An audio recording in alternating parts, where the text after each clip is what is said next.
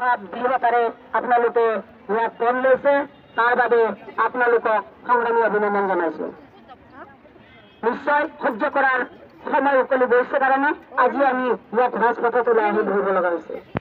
আজি সন্মানীয় সঞ্চালক মহোদয়ে জনাইছে যে 13 বা 14 তাৰিখে মন্ত্ৰী মহোদয়ৰ লগত আমাৰ বিষয়ববীয়াৰ লগত বহাই নিশ্চয় সঠিক উত্তৰ তেওঁলোকে আনি দিব। গতিকে আপোনালোকে চিন্তা কৰক বান্ধৱীসকল, আপোনালোকৰ হাতত আছে, আপোনালোকে নেতৃত্ব আমাক দিছে, আমি আমাৰ নেতৃত্ব যিখিনি দিব লগা আছে সংগঠনৰ নীতি নিয়মৰ। গতিকে অহা 13 আৰু 14 তাৰিখলৈকে আমাৰ অসহযোগ চলি থাকিব, আন্দোলন চলি থাকিব।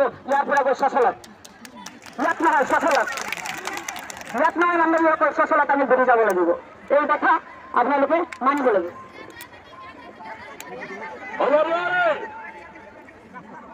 আপোনালোকে আমাৰ ওপৰত এটা আস্থা ৰাখিব। আমিও টোপনি ক্ষতি কৰি আপোনালোকৰ লগত প্ৰায় 100-150 কৰ্মী সহায়িকাই একেলগে ৰাতি টোপনি ক্ষতি কৰি দিনে ৰাতি ইয়াতে বহি আছো। গতিকে উত্তৰ নাপালো, উত্তৰ আজি পাইছো এটা। মইতো সন্মানীয় সঞ্চালক মহোদয়ক অশেষ ধন্যবাদ জনাম। তেখেতে এটা তাৰিখ দিছে, আমি তেখেতকো সন্মান কৰা উচিত। নতুনকৈ আহিছে, 14 তাৰিখলৈকে আমি অপেক্ষা কৰিম। 14 তাৰিখে দুপৰীয়া 12 বজালৈকে, 14 তাৰিখ দুপৰীয়া 12 বজালৈকে আমি সচলত অপেক্ষা কৰিম। তাৰ পিছৰ সিদ্ধান্ত পিছৰ হ'ব। মই এটা সকলোকে হাত জোৰ কৰি কৈছো, মোৰ ভনীসকল, দীৰ্ঘদিনৰ অভিজ্ঞতা হৈছে তো ট্ৰেড ইউনিয়ন চলোৱাৰ। খং আৰু ৰাগ আপোনালোকৰ মনত আছে, মই খংৰাগক সন্মান কৰি কৈছো। নিশ্চয় খং থাকিব, বিক্ষোভ থাকিব, আৱেগ থাকিব। আৰু যাতে হৈ পইচা নিজৰ মানে মাটিৰ বিভিন্ন বস্তু, পাৰ বিক্ৰী কৰিছে, কোনোবা তামোল বিক্ৰী কৰিছে, ইয়াতে সেই বিক্ৰী কৰি ধৰণে ইয়ালৈ আহিছে, এইবিলাক চাউল বিক্ৰী কৰিছে, অৰ্থৰ আৱেগ আছে।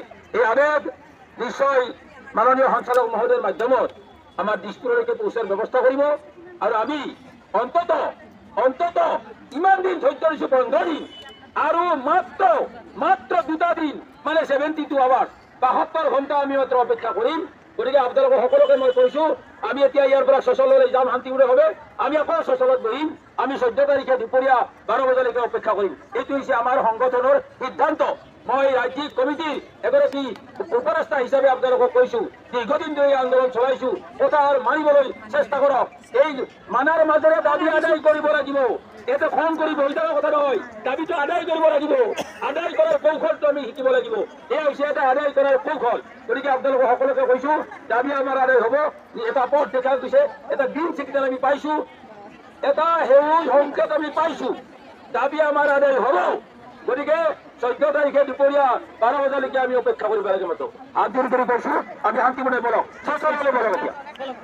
এতিয়া কিন্তু আমাৰ এটা আবেদন চৰকাৰলৈ, আমি চৰকাৰৰ সেৱা আগবঢ়াই আছো স্বেচ্ছাসেৱিকা হিচাপে। আমিতো কিছু মাননীয়ে পাইছো। আজি সচলত 15 দিন অতিক্ৰম হৈছে, নিজৰ গাঁঠিৰ ধন খৰচ কৰি, নিজৰ পায়খানা চাফা কৰি, গা ধোৱাৰ সুবিধা নাই, খোৱাৰ কাৰণে কোনো সুবিধা নাই। আমি যদি ICDS আঁচনিৰ 3 নম্বৰ পৰ্যায়ত কাম কৰা কৰ্মী সহায়তা হয়, আমাৰ দাবীৰ কাৰণে আজি থিয় দিছো। গতিকে খোৱা পানীৰ ব্যৱস্থা যাতে আজিৰ পৰা কৰি দিয়ে আমাৰ আবেদন, আমাৰ অসম ৰাজ্য দমন কৰ্মী সহায়তাৰ আবেদন।